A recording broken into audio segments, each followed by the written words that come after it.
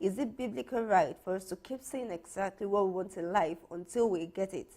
For example, a Christian confessing that he will get married or achieve some career success before a particular age, or should we just trust our Father that is more than able and will give us every good thing that we need in life?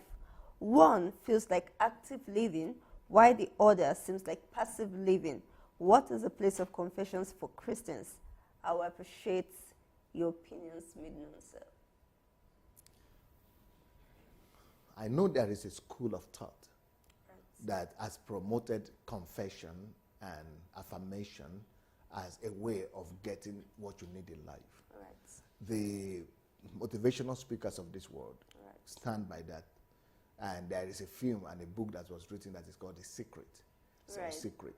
They profess that as well. And Christians have done that.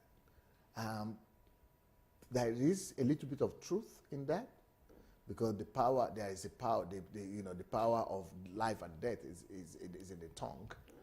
But it's not to the extent that people have professed it to be. It is not the thing that you say that comes to you. It doesn't come to you because you say it. It comes to you because as the more you confess it, or the more you say it, maybe the more you eventually believe in it. It is not the confession that gives you the answer, but the ability to believe in what you are saying. Right. So I don't believe in confessing what I don't. I go the opposite. I first of all make sure that I confess it to myself inside, not outside publicly. Until I believe it, I don't confess it.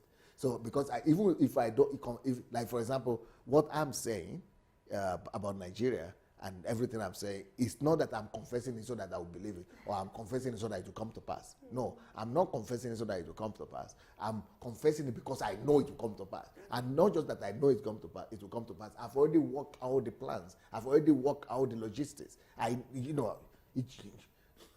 the reason why I'm confessing is just for other people out there to know that something is coming. It's to help other people or to bring other people on board to be able to be a part of the movement. That's it. And it's not because the confession itself will create something. Nothing is get created when you talk. It gets created only when you believe and you are able to work on what you believe and work out a plan and a strategy, and and be able to then go to work physically to really accomplish it. So the confession and affirmation itself doesn't give you anything. It works for people who don't believe in themselves. It works so that you begin to believe at last. So if you don't already believe, if you have problem with believing, when you say it, you might begin to believe at last. When you say something for so long, you might begin to believe. But I don't believe in that formula. I believe in it that it can work, but I don't follow that formula myself. I first of all go to my secret place. I first of all isolate myself, work on my mind, work on my renewal of my mind, repeat that upon to myself in my privacy, in my privacy of relationship with God. I envisage that, I meditate, I make sure that it has become part of me before I even open my mouth in the first place. Thank you, Pastor. So I learned three things from you now. Instead of just a confession, you said we should believe, we confess, and then we draw out our plans, or we map out the strategies to make it work. After which action must follow. Okay, so believe, confess, and then action. And believe, confess, take steps, plan. No, action. No, you have to you have to map out the strategy, plan, draw out the sketch, the plan, and then you go into implementation. Oh, wow. And the Bible, of course, you are speaking in line with scriptures. Paul says, we believe, therefore have we spoken.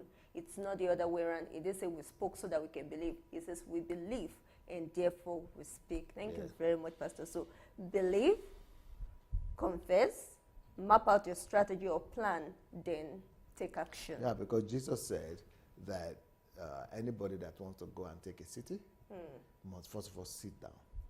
Stop, sit, do calculations.